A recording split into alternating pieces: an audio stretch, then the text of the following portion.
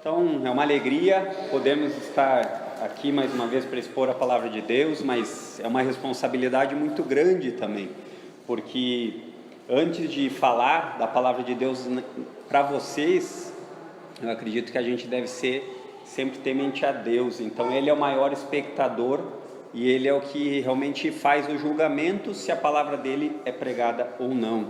Então, eu convido vocês a abrir suas Bíblias na carta de Paulo a Tito, no capítulo 2, onde nós vamos caminhar mais um pouquinho, dos versos 11 a 14, no qual o verso 14 hoje vai ser a nossa maior parada. Um pouquinho antes de Apocalipse aí, para quem estava com a Bíblia ainda aberta no final do texto.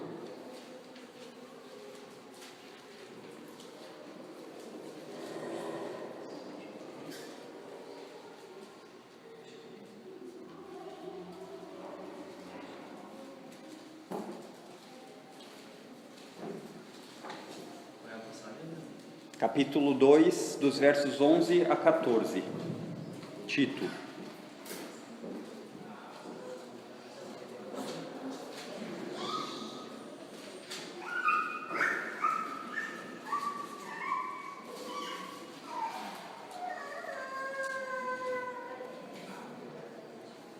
Queridos, somente para contextualizar novamente, por amor àqueles que não têm acompanhado toda essa exposição da carta, Paulo, quando ele escreve essa carta a Tito, que era um discípulo de Paulo, ele deixa Tito na ilha de Creta, com a intenção de que ele instruísse e levantasse novos pastores.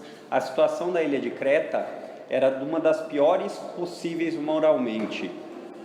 Aqueles que deveriam estar ensinando a sã doutrina, o evangelho verdadeiro e genuíno, eles estavam, na verdade, comercializando a palavra. Eles estavam fazendo tudo para ter benefícios próprios, no que Paulo vai tratar muito claramente no capítulo 1. Então, nesse capítulo 2, onde a gente está quase no finalzinho dele, antes disso, Paulo fala para Tito que Tito deveria ensinar, sim, a todas as classes de pessoas na igreja, não fazer distinção, idosos, idosas, jovens, ele próprio e, por fim, também os servos. E naquele contexto, servos eram escravos, né? Não eram simplesmente pessoas empregadas, e sim escravos. E na última pregação, eu comecei tratando desse capítulo, no capítulo 2, dos versos 11, 12 e 13, que fala sobre a graça de Deus, sobre a graça de Deus. E eu usei um exemplo que eu quero trazer novamente à nossa memória, até porque alguns não estavam aqui, e eu usei o exemplo da graça de Deus comparando aquele atentado terrorista do dia 11 de setembro, né? Tão chocante a nível mundial e que ainda hoje é bastante lembrado. E que aquelas pessoas que foram salvas dos escombros pelos bombeiros, elas foram salvas de uma maneira sem merecimento. Aqueles que salvaram elas não se sentiram com o direito de cobrarem de serem salvas. Elas se sentiram, na verdade, agraciadas. E desde aquele tempo, elas têm dado depoimentos, se a gente procurar nos documentários, que a vida delas nunca mais foi igual. Elas valorizaram aquela salvação porque elas entenderam que elas estavam perdidas, sem esperança de vida. Então, foi esse link, essa ligação que eu fiz, questão de falar sobre a graça de Deus. A graça de Deus é muito parecido com esse atentado, com a diferença que tem uma proporção muito maior. Nós também somos salvos pela graça de Deus, que é um favor imerecido. Quando a gente entender que a graça de Deus é simplesmente uma coisa que nós não merecíamos, a nossa perspectiva sobre Deus começa a mudar. Então, isso foi falado no verso 11, 12 e 13. A salvação pela graça, ela traz mudança no nosso viver. Verso 11, ela nos ensina a viver em novidade de vida. Ou melhor, verso 12, olha o que diz o verso 12: educando-nos para que, renegadas a impiedade e as paixões mundanas, vivamos no presente século sensata, justa e piedosamente. Ela nos ensina a viver em novidade de vida. No verso 13, ela nos ensina a viver com certeza do futuro. Olha o verso 13: aguardando a bendita esperança e a manifestação da glória do nosso grande Deus e Salvador, Cristo Jesus. E hoje eu gostaria de tratar com vocês do verso 14. E enquanto que a gente falava há pouco sobre uma manifestação de graça nesse atentado, nessa tragédia que foi esse ataque terrorista, e onde as pessoas que foram salvas foram agradecidas, eu quero que vocês pensem um momento se uma pessoa que estivesse lá presa nos escombros, pronta para morrer e sem nenhum tipo de salvação possível, ela já estivesse desesperançosa, ela já tivesse certeza que não teria mais como ela sobreviver, uma pessoa se oferecesse e dissesse assim: eu vou ficar no teu lugar e eu vou trocar de lugar com você de uma maneira que eu vou morrer no seu lugar. Mudaria ainda mais a perspectiva sobre graça, né? E é exatamente isso que nós vamos tratar hoje no capítulo 14. No verso 14. A salvação pela graça, irmãos, ela traz mudança no nosso viver. E ela nos ensina, segundo o verso 14, a enxergar a cruz de Cristo. Ela nos ensina a ver realmente o que aconteceu na cruz de Cristo. E olhem comigo aqui, o que aconteceu, verso 14, o qual a si mesmo se deu por nós. Novamente é importante nós lembrarmos que a base de ensino pela qual Paulo fala para Tito é que seja o ensino segundo a Bíblia, ou em outras palavras, que Paulo mesmo faz o uso, sã doutrina. Todas as vezes que vocês lerem sã doutrina na Bíblia, pensem em algo saudável, o ensino saudável. E qual é o ensino saudável? Dos apóstolos e do Senhor Jesus. Então, essa foi uma base que Paulo dizia a Tito para ensinar a eles, uma forte base para ensino, que Jesus, ele a si mesmo se deu por nós.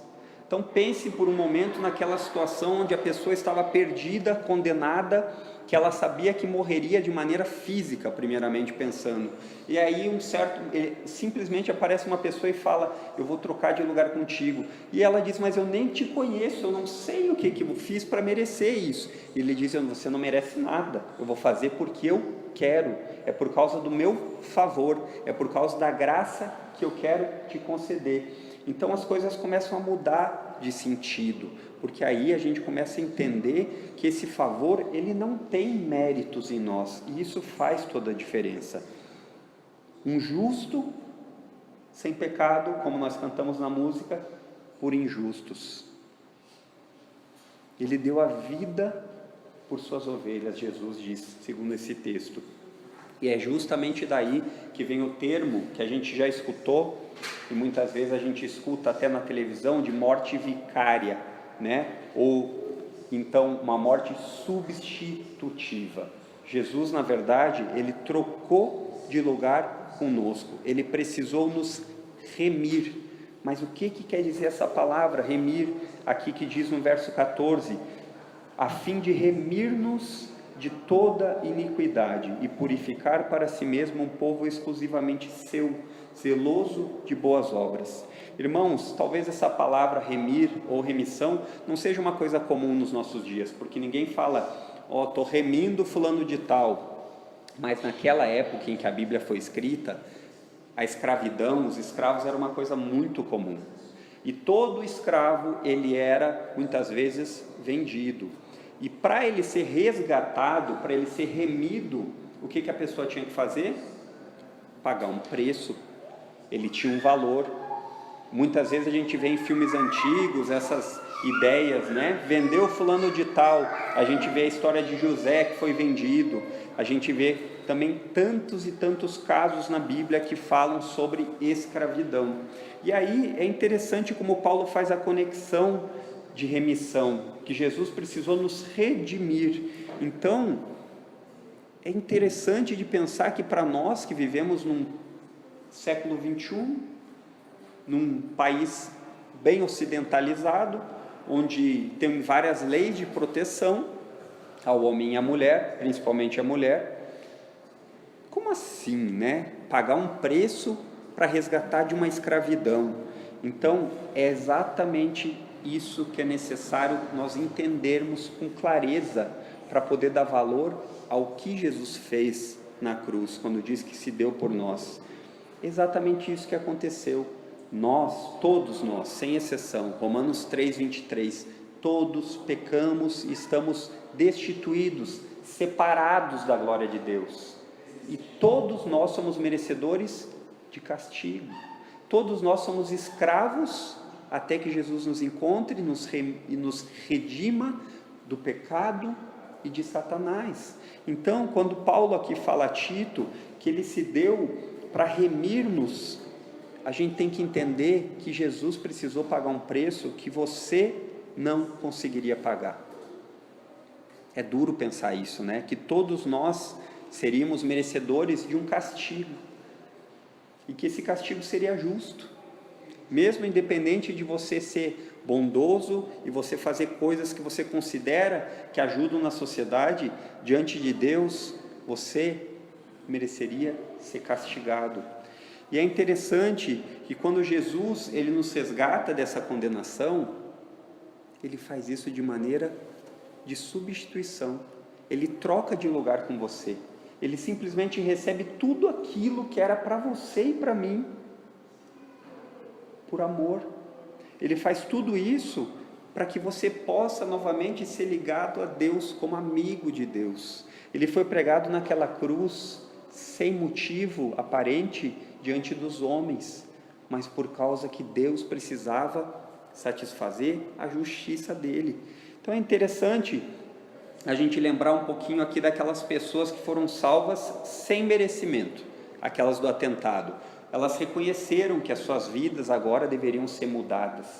Elas dão depoimento, isso é interessante. Todo ano eles fazem um memorial e elas todas reconhecem, inclusive algumas ficaram bem íntimas dos bombeiros que salvaram, né? E o ponto é, nós ficamos bem íntimos daquele que nos salvou, daquele que morreu na cruz há 2000 anos atrás, para que você pudesse ter ligação e ser considerado diante de Deus novamente amigo de Deus? Será que nós temos o mesmo relacionamento que essas pessoas têm, de chamá-los para passar um tempo juntos? Será que nós conseguimos ter essa dimensão? Eu fico pensando na minha própria vida e tantas vezes eu vejo, como eu escutei um certo pastor batista dizer, que não sabe qual é mais difícil, se é um descrente reconhecer que ele precisa de salvação em Jesus Cristo, ou se é um crente lembrar do que ele foi salvo. Coisa preciosa as duas, e elas não fazem parte de uma coisa separada, elas precisam sempre estar na nossa mente. A Bíblia diz que o castigo que nos traz a paz, que tipo de paz? Não é paz de espírito, é a paz que você não é mais inimigo de Deus. Foi colocado sobre Jesus, Isaías 53:5. Mas talvez aqui alguns possam estar pensando que fez mais coisas boas do que coisas ruins. Isso é normal de nós pensarmos, porque nós não somos tão maus quanto nós poderíamos ser. Nós não somos assassinos como tantas pessoas que nós vemos na TV. Nós não somos talvez alcoólatras, ou talvez não andamos por aí caindo como pessoas que têm problema com isso. Nós talvez não nos prostituímos como tantas pessoas que ficam nas esquinas vendendo seus corpos. Então, pensando dessa forma, a gente é mais bom do que ruim. A gente, de certa forma, não tem do que se envergonhar. Só que não acontece assim com Deus. Se hoje entrasse uma pessoa aqui e fizesse algo para a pessoa que você mais ama, como violentá-la ou assassiná-la, mas até hoje essa pessoa nunca tinha feito nada de errado. Até hoje essa pessoa sempre teve uma conduta como um cidadão exemplar. Você esperaria que um juiz justo o condenasse pelo que ele fez, ou lhe absolvesse por tudo de bom que ele já fez até hoje? Vocês, eu não sei, mas eu com certeza gostaria que um juiz justo condenasse ele pelo crime que ele cometeu. E esse é o ponto. O juiz, ele deve julgar pelo crime cometido. Ele não deve pensar nas atitudes Quando um réu vai diante de um juiz sendo acusado, ele é acusado de um crime.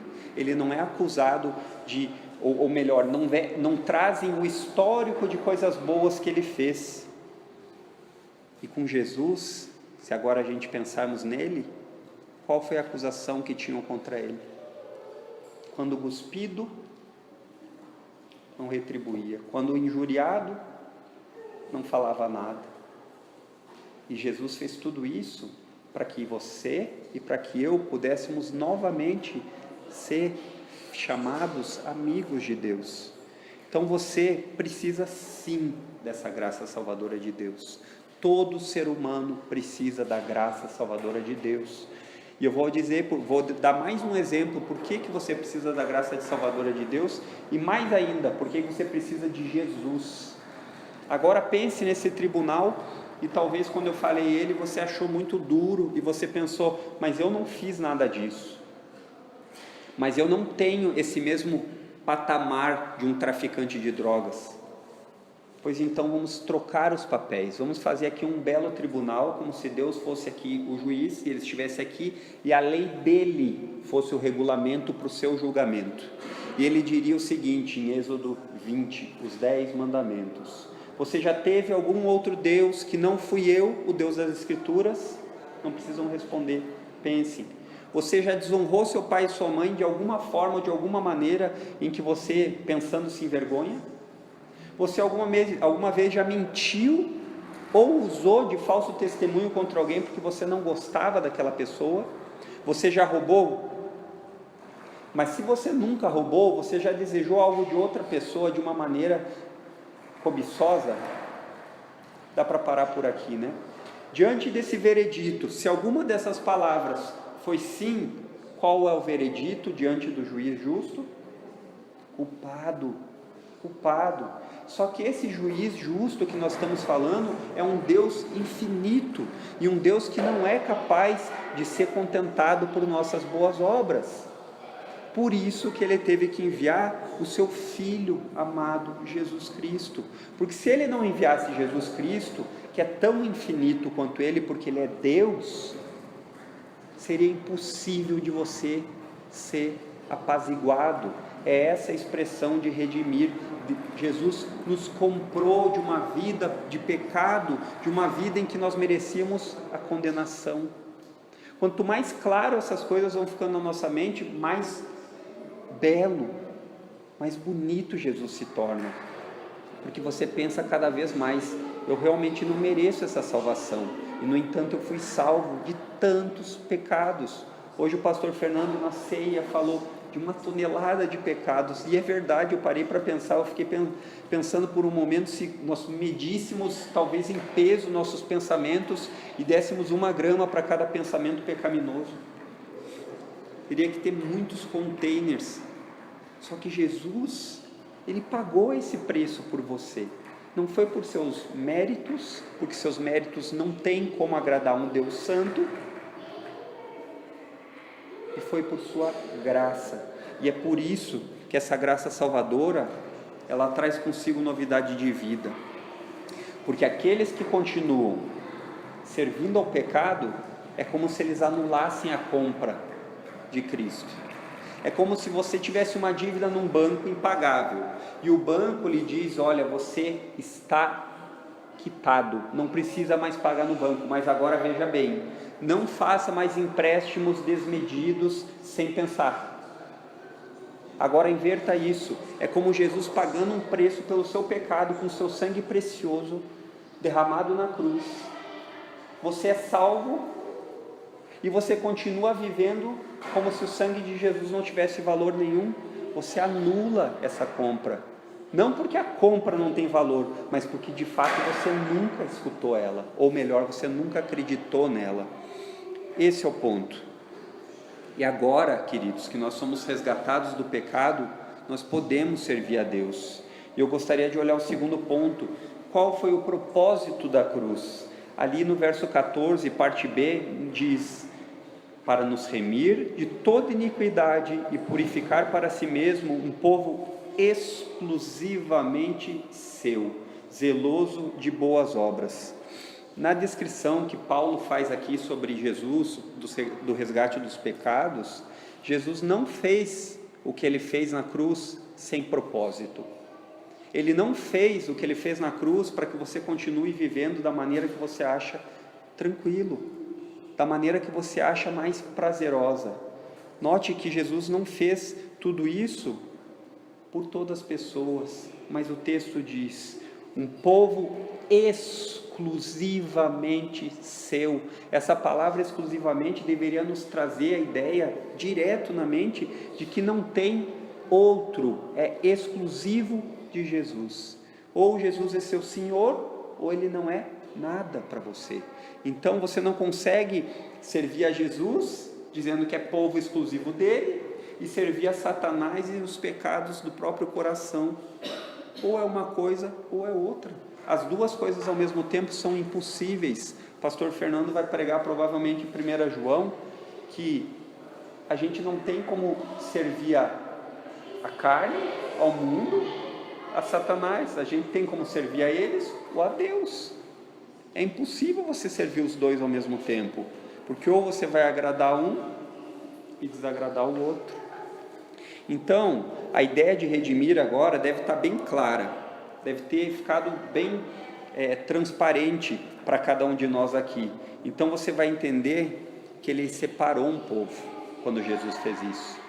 O propósito dele foi de criar uma nova raça, que a gente chama de novo homem, que não é mais dominado pelos seus pecados, mas agora ele é nascido de uma semente nova, incorruptível, que a gente chama de novo nascimento, no qual o Espírito Santo de Deus coloca dentro do seu coração, e a partir desse momento, você progressivamente não sente mais prazer em pecar contra esse homem, contra esse Salvador, contra esse Senhor, contra esse Rei, que deu a vida para que você pudesse viver, que lhe tirou daqueles escombros, daquelas trevas, para que você pudesse novamente enxergar a luz. Essa é a ideia, você saber de onde você foi liberto. Se você não pensar aonde você estava preso, e eu volto novamente àquela ilustração, aquele pessoal nunca mais vai esquecer que eles foram salvos daqueles escombros. E eles provavelmente ficaram traumatizados e devem lembrar até hoje. Mas isso os faz cada dia mais lembrar quão gratos eles devem ser. Então lembre da cruz, olhando para Jesus e sabendo da onde você foi resgatado, de que você estava a passos largos para o inferno, onde é um sofrimento tremendo. O inverso de Apocalipse 21, que a gente leu ali, que diz, não haverá mais choro, não haverá mais lágrima, a cidade não precisa de lâmpada, porque Deus vai ser a lâmpada, e Deus vai ser a luz e o Cordeiro a própria lâmpada. Mas no inferno, você inverta isso, só vai haver choro, só vai haver pranto, só vai faltar a luz, porque a presença de Deus em amor não vai existir, mas a presença de Deus como um juiz justo, castigando e condenando aqueles que merecem, porque não reconheceram o seu Filho como verdadeiro Salvador. Então, a gente tem que entender que a salvação que nós temos, ela nunca vai ser por nossos méritos. Esse preço você não vai conseguir pagar. Deus enviou Jesus, fazendo uma reformulação, Deus enviou Jesus para substituir o pagamento do seu pecado. Como? Apenas pela sua graça. Através do quê? Da sua fé, que em outras palavras pode ser chamada da sua confiança em Cristo. Então, isso teve um propósito, para que você viva agora como um povo exclusivamente dele. Um povo separado das trevas e que demonstre a luz de Jesus. O nome da igreja não foi pensado aqui de maneira aleatória, pode ter certeza. Igreja Bíblica, Luz do Mundo.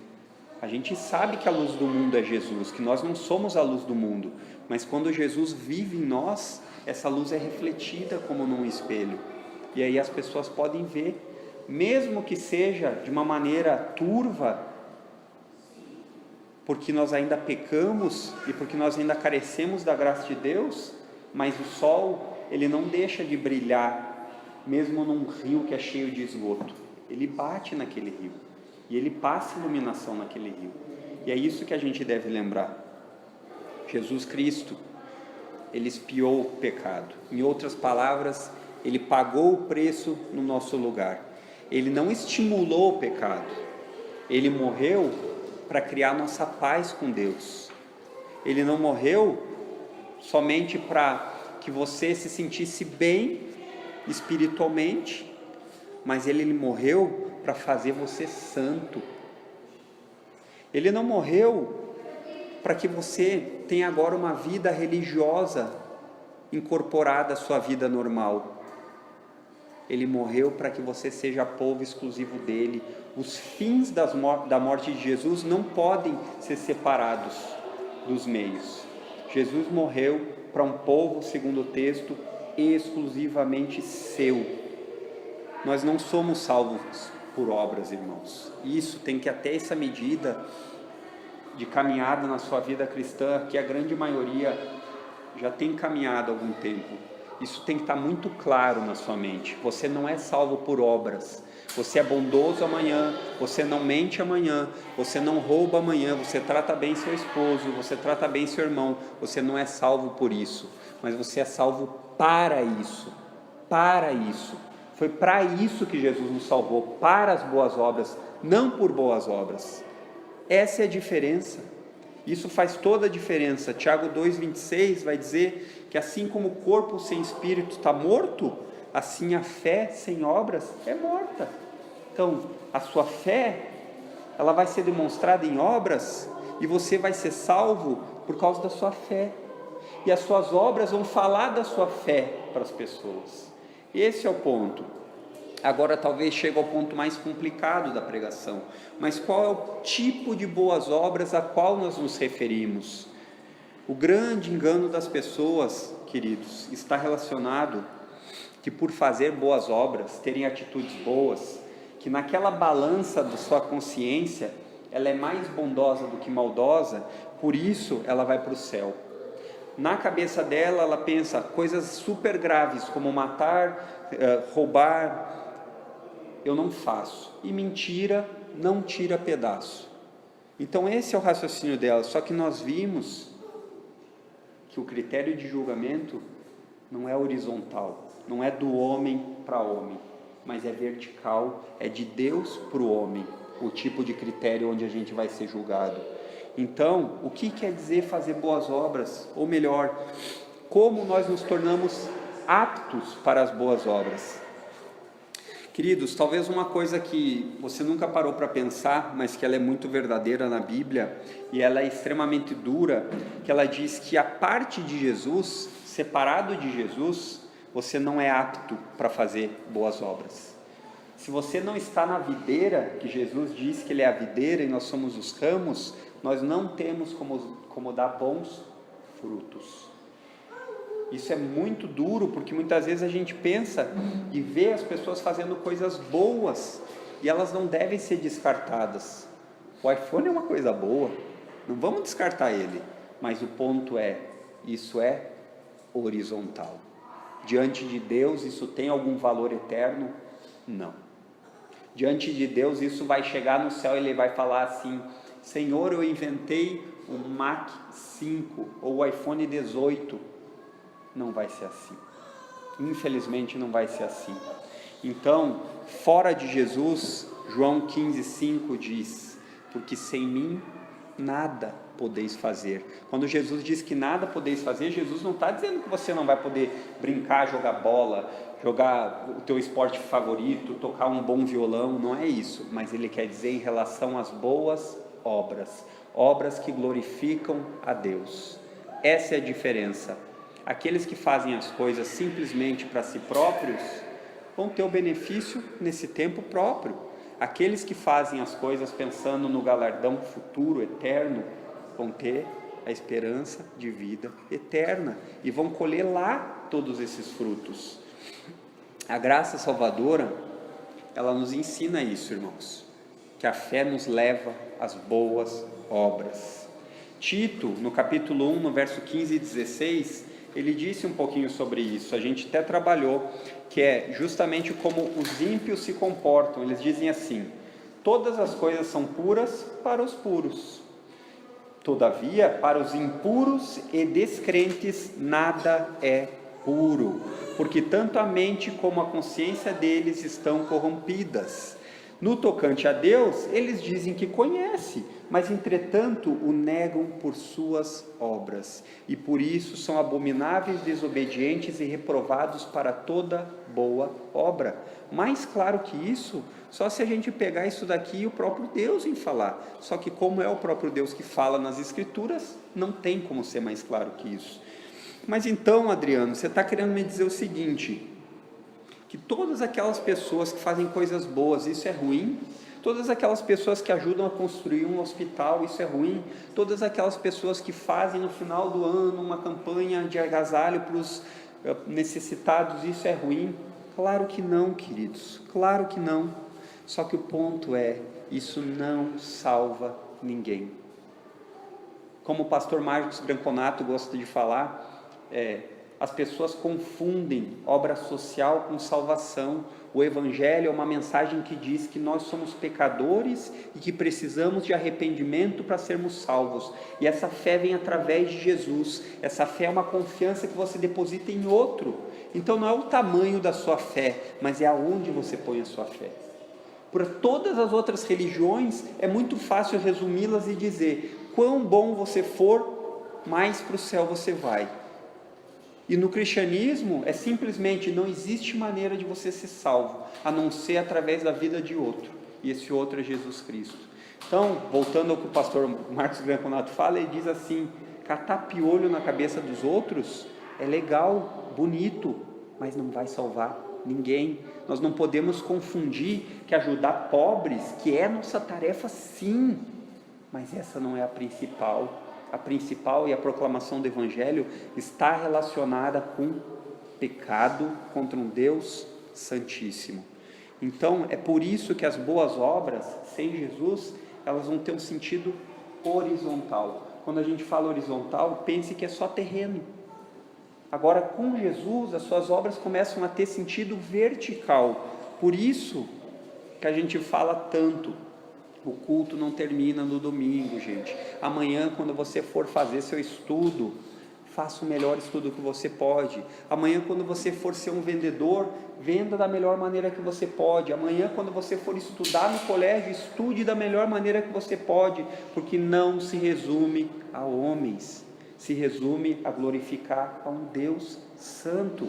Se a gente conseguir ter essa perspectiva de vida, isso chama-se cosmovisão, a maneira como a gente enxerga o mundo, a gente vai poder demonstrar Jesus para as pessoas, muitas vezes até sem palavras. Muitas vezes até sem palavras, mas eu não sou adepto de dizer que não precisamos falar, precisamos falar, porque a fé vem pelo ouvir, mas muitas vezes as suas atitudes vão falar e vão fazer uma ponte para que você possa anunciar o Evangelho. No entanto, queridos, as boas obras, elas fazem sim parte da característica dos verdadeiros crentes, aqueles que foram regenerados, salvos, nascidos de novo, redimidos, comprados, resgatados, ou tantas outras maneiras que a Bíblia fala de onde você estava, que era um poço de perdição, e agora Jesus lhe resgatou. E isso deve ter efeito visível sim, porque a salvação pela graça, queridos, ela traz mudança em nosso viver. Em primeiro lugar, ela nos ensina a viver em novidade de vida, verso 13, abandonando a maneira antiga. Depois, ela nos ensina a viver com certeza do futuro, antes era verso 12, agora é verso 13, a gente sabe o que nos espera, Jesus vai voltar, outra vez aqui, aleluia. A gente sabe disso. E por fim, ela nos ensina a enxergar a cruz de Cristo da maneira certa. Todos os homens que fizeram grande diferença do ponto de vista espiritual cristão, eles não saíam de perto da cruz. Sabe por quê? porque eles diziam: a cruz é o antídoto para o meu orgulho. A cruz é o antídoto para a minha autossuficiência. Quando eu penso que eu estou forte, eu tenho que correr aos pés da cruz para saber que de mim não existe nada aproveitável que me traga salvação. Então, algumas aplicações aqui. Reconhecer esse favor imerecido de Deus na cruz de Cristo vai fazer diferença em nossas vidas. Vai fazer diferença. Por quê? Porque a nossa esperança é em Cristo. Porque a nossa salvação é em Cristo. Porque a nossa alegria deve ser em Cristo.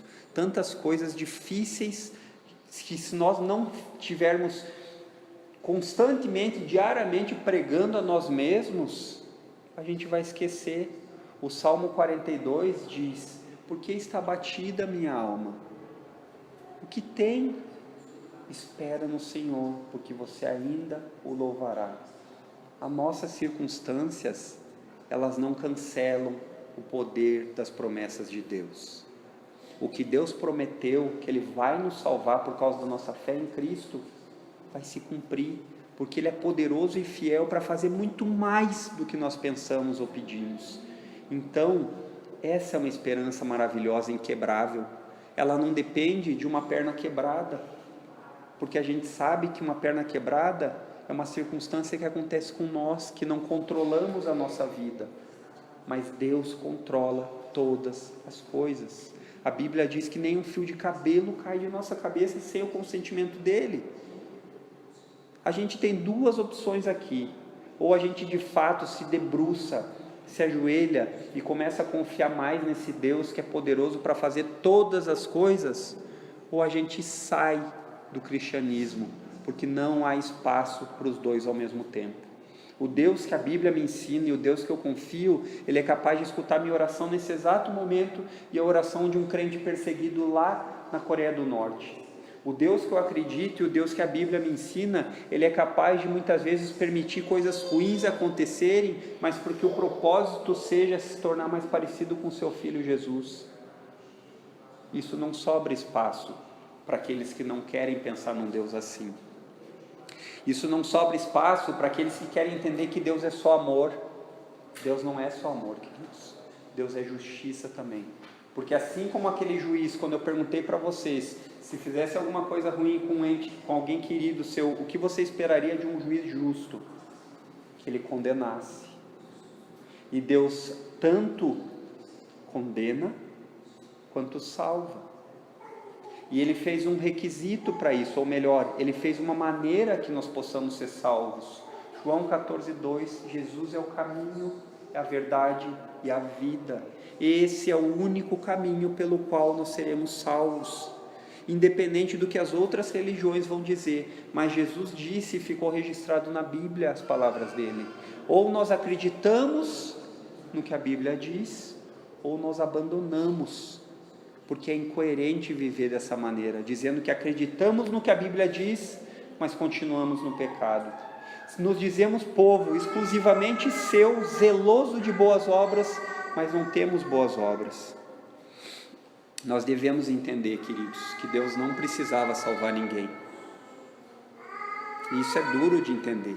Só que quando você entende que Deus não precisava salvar ninguém e Ele lhe salvou, você começa a enxergar as coisas de maneira diferente, porque você não começa mais a achar problema em Deus não salvar os outros, porque na verdade ninguém merecia ser salvo. Esse é o lado, como eu disse novamente, Marcos Granconato, esse é o lado amargo do café. Tem a parte do chantilly, do cappuccino, que é boa de tomar, que Deus é amor, mas que Deus é justiça, juízo e ira, é a parte amarga do café. Mas nós temos que tomar o café inteiro. Nós não podemos separar só a partezinha do chantilly, como o pastor Fernando gosta tanto de dizer. Nós não podemos querer só a cereja do bolo. Todos aqueles que são salvos aprendem que as suas vidas vão ser a Bíblia aberta para um descrente. Também não são palavras minhas, não fiquem pensando que eu sei tudo isso, porque são outros homens que já viveram antes de nós e que nós temos que ser sábios de aprender com eles, porque não tem nada novo debaixo do sol. Tudo isso que eu tenho falado aqui para vocês já é pregado há mais de 2000 anos. já é pregado há muito tempo. Todos esses confrontos, essas heresias, essas mentiras sobre salvação de outras religiões, elas já são tão antigas, porque Satanás é muito velho. Então não pensem que isso tudo é novidade. Queridos, para finalizar, nós podemos viver com uma certeza, de que nós não vamos viver para sempre com o pecado. E isso deve nos trazer alegria. Eu sei que cada circunstância de cada vida é singular, e que no jogo da vida, a gente sabe que a gente vai entrar para essa partida e vai tomar canelada, a gente já espera isso, a gente sabe que vai sofrer de alguma forma, mas só vem a ter impacto na nossa vida quando de fato essa canela dói, quando de fato esse impacto acontece. Aí a gente começa a entender o que é sofrimento, aí a gente começa a entender que aquelas palavras tão bonitas que a gente adora falar, chavão, de crente, é que uma coisa na vida do crente é certa: sofrimento. Aí a gente acha de certa maneira bonito isso, porque a gente pensa, uau, só que o sofrimento é triste, o sofrimento é ruim, mas ele é real e ele não é eterno. Para aqueles que confiarem em Jesus, ele vai acabar. A gente leu em Apocalipse ali 21, é um dos textos mais belos da Bíblia. O próprio Deus enxugará a lágrima. O próprio Deus vai ser a nossa lâmpada, a nossa luz. Essa é a certeza. Agora, o ponto que talvez a gente deva pensar é: a gente cantou que Jesus vai voltar. E você? Quer isso? Você quer que Jesus venha? A Bíblia fala uma palavra chamada Maranata, que é: vem logo, Senhor Jesus. Você almeja que o Senhor Jesus venha, ou está tudo muito confortável para você? Sua saúde está boa, a sua área financeira está boa. Se tudo estiver ruim, você vai querer que Jesus volte? É bem provável que sim, porque aí fica mais apertado. Mas o ponto é, se as coisas ilusórias desse tempo forem boas, você ainda assim quer que Jesus volte? Faça esse termômetro e lute por essa alegria que não tem mais fim, que é a alegria que quando Jesus voltar. E agora, irmãos, quando a gente entende que a gente é povo exclusivo de Cristo, nós entendemos que não vivemos mais de duas maneiras. Antes nós tínhamos um Senhor, que era o pecado. Nós servíamos de todo prazer, de todo o coração, e nos esforçávamos por isso. Eu duvido aqui que alguém, ou melhor, acredito que daqui dos que nós estamos, que ninguém ficou se arrumando até tarde para poder ir numa boate e desfrutar de tudo aquilo que você desejava no seu coração. E a gente se esforçou. Agora, para Cristo, a gente não é capaz de gastar 5 minutos em oração, porque as coisas do mundo, elas sempre atraem mais o nosso coração. Saiba disso. Você não está aqui para um passeio de piquenique, você está nesse tempo aqui como um peregrino em guerra. E essa guerra é dura, porque às vezes ela é travada com um adversário invisível, porque quando nós vemos um batalhão e sabemos a quem nós temos que enfrentar, é uma coisa. Agora, na grande maioria das vezes, nós dormimos com um inimigo que está dentro do nosso coração, chamado pecado. Só que o texto que Paulo nos diz em Tito, diz aqui que Jesus nos comprou de toda iniquidade, para nos purificar para Ele mesmo, a noiva ataviada, a noiva pura, imaculada. Jesus deu a sua vida, não foi para que você viva da maneira que você quer, mas para que você saiba que agora Ele é o seu Senhor. Ele é seu Senhor. Jesus não pode ser seu Salvador se Ele não for seu Senhor. Não existe essa diferença, como muitas igrejas falam. Tem o crente carnal, porque ele já aceitou Jesus, mas ele ainda tem alguns pecadinhos. Isso não existe na Bíblia. Ou Jesus é seu Senhor, ou você nunca recebeu a Cristo como seu Salvador. Todas as vezes, todas, que nós formos fazer alguma coisa, reflita. Essa atitude glorifica ao meu Senhor, aquele que me comprou com preço do seu próprio sangue, impagável por mim? Ou eu vou fazer as coisas pensando e me satisfazer apenas para que eu tenha mais benefícios nesse tempo curto. Queridos, vivamos para a glória de Deus em tudo, porque a graça de Deus nos ensina a viver em novidade de vida. Amém?